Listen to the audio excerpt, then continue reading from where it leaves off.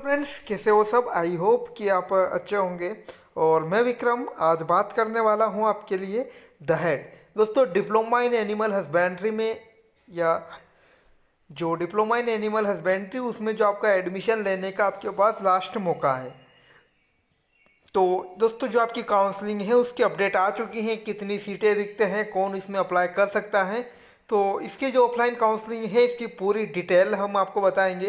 तो वीडियो को ज़्यादा से ज़्यादा शेयर करिए और साथ ही में चैनल को सब्सक्राइब करिए। दोस्तों, हम इस वीडियो में जो है डिप्लोमा इन एनिमल हस्बेंड्री की बात करेंगे और नेक्स्ट जो वीडियो आएगा उसमें बीवीएससी और बीएफसी दोनों के लिए बात करेंगे। तो बात करते हैं उसके रिक्त सीटों के बारे में और साथ ही में कौन स्टूडेंट इसमें भाग ले सकता है और किस माध्यम से इसमें भाग लेगा। ऑफिशियल साइट पर इसकी जानकारी आ चुकी है, तो यहाँ पर लेटेस्ट अपडेट में इसकी जानकारी शो हुई है। तो दोस्तों, ये जानकारी है आपके लिए नानाजी देशमुख पशु चिकित्सा विज्ञान विश्वविद्यालय जबलपुर। तो 2020-21 के लिए एडमिशन की जो लास्ट टेस्ट यानी जो अंतिम काउंसलिंग थी, तो वह कब प्रारंभ होगी देखते हैं। तो रिक्त सीटें, नियम और शर्तें, दिनांक 6/3/2021 और पंजीयन समय सुबह 11 बजे। तो आपकी जो स्पॉट काउंसलिंग जो जबलपुर में होनी है तो 6 मार्च को होने वाली है, यानी आज जो है 3। तो मात्र 3 दिन बाद जो आपकी काउंसलिंग होने वाली है ऑफलाइन जो जबलपुर में होगी और इसकी 11 बजे आपको पंजीयन करवाना आवश्यक है। अब बात करते हैं रिक्त सीटों के लिए। तो जो वेटनरी पॉलिटेक्निक कॉलेज जिनमें जबलपुर, महू, रीवा, मुरैना और भोपाल हैं, तो उन सीटों के बारे में बात करेंगे। तो जबलपुर में जो है दोस्तों एक भी सीट रिक्त नहीं है, यानी कि आप जबलपुर कॉलेज में एडमिशन नहीं ले सकते हैं। सेकंड हमारा कॉलेज है मऊ, जिसमें 3 सीटें बाकी हैं, जिसमें ओबीसी फीमेल की 1 सीट है और एससी एक्स और जनरल की 1 सीट है और जनरल ईडब्ल्यूएस की यहाँ पर 1 सीट है। साथ ही हम बात करें रीवा कॉलेज में 6 सीटें बाकी हैं, जिसमें ओबीसी फीमेल के लिए 1 सीट और एसटी मेल के लिए 2 सीटें और एससी फीमेल के लिए यहाँ पर 2 सीटें शेष है। और जनरल एक्स यानी जो जनरल कैटेगरी में मेल के लिए यहाँ पर 1 सीट बाकी है। अब बात करें मुरैना की, तो दोस्तों सबसे ज़्यादा सीटें जो रिक्त हैं वह है मुरैना में।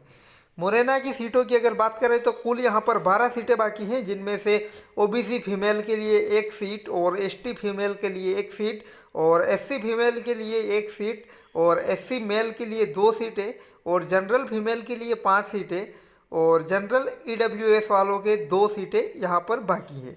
इसके बाद बात करें तो लास्ट हमारा भोपाल कॉलेज, जिसके में अगर हम देखें तो 1 सीट जो बाकी है और वह है आपकी जनरल ईडब्ल्यूएस कैटेगरी वाले स्टूडेंट।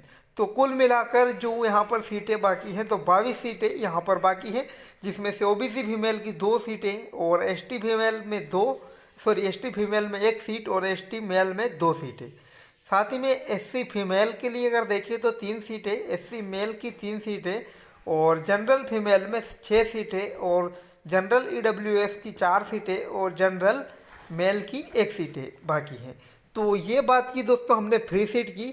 तो इसी प्रकार हम बात करें तो पेमेंट शीट में दोस्तों जो 19 सीटें यहाँ पर बाकी है, जिसमें 3 सीटें जो है जबलपुर कॉलेज, जिसमें ओबीसी फीमेल और ओबीसी एक्स की 1-1 और साथ ही में जनरल ईडब्ल्यूएस वाले कैटेगरी के 1-1 सीटें तीनों की बाकी है। अब सेकंड जो हमारा कॉलेज है रीवा, तो रीवा कॉलेज की जो सीटें बाकी हैं 3 सीटें बाकी हैं, जिसमें जनरल फीमेल की 1 और जनरल ईडब्ल्यूएस वालों की 1 सीट बाकी है। इसी प्रकार थर्ड कॉलेज है हमारा रीवा, तो रीवा में 6 सीटें बाकी हैं दोस्तों। यहाँ पर एसटी की 1 एसटी मेल और ओबीसी की 1 सीट बाकी है जो मेल की, इसके अलावा एसटी की भी 1 सीट और जनरल फीमेल की 2 सीटें बाकी हैं और जनरल ईडब्ल्यूएस की यहाँ पर 1 सीट बाकी है। बात करें मुरैना और भोपाल की, तो मुरैना में 4 सीटें बाकी हैं और भोपाल में जो हमारा लास्ट कॉलेज है भोपाल, तो वहाँ पर 3 सीटें बाकी हैं। इस प्रकार कुल हमारी 19 सीटें जो है पेमेंट शीट के लिए बाकी हैं। तो बहुत इम्पोर्टेंट है दोस्तों, इसमें जो आपको कहाँ ऑफलाइन काउंसलिंग करवानी है, तो इसका जो यहाँ पर जो आपका स्थान है वह है साभागर पशु चिकित्सा एवं पशुपालन महाविद्यालय, south civil line, Jabalpur, Madhya Pradesh. तो यह आपका स्थान है जिसका पिन कोड है 482001। इसके बाद जो नोटिस हैं, तो प्रवेशित छात्र छात्राओं द्वारा प्रवेश निरस्त कराए जाने पर वेबसाइट में प्रदर्शित रिक्त सीटों की संख्या में वृद्धि हो सकती है। तो साथ ही में दोस्तों आपकी रिक्त सीटों में वृद्धि हो सकती है यदि कोई स्टूडेंट जो है अपना एडमिशन कैंसिल करवाए तो इसके जो नियम और शर्तें हैं तो इसके बारे में देखिए। प्रवेश हेतु अभ्यर्थी को स्वयं की उपस्थिति अनिवार्य है। तो आपकी ऑफलाइन काउंसलिंग में जिस स्टूडेंट को अगर एडमिशन लेना है तो उसको वहाँ पर उपस्थित होना अनिवार्य है। इसके बाद अभ्यर्थी जिन्होंने क्रिस्प ऑनलाइन भोपाल द्वारा ऑनलाइन काउंसलिंग हेतु पंजीयन कराया है या जिन्होंने पंजीयन नहीं किया है, समस्त पात्र अभ्यर्थी स्पॉट काउंसलिंग में सम्मिलित हो सकते हैं। इसके बाद काउंसलिंग की नियत तिथि दिनांक 6/3/2021 को जो अभ्यर्थी स्वयं उपस्थित होकर पंजीयन करवा लेंगे, केवल वे अभ्यर्थी ही प्रवेश प्रक्रिया में शामिल होने के पात्र हैं।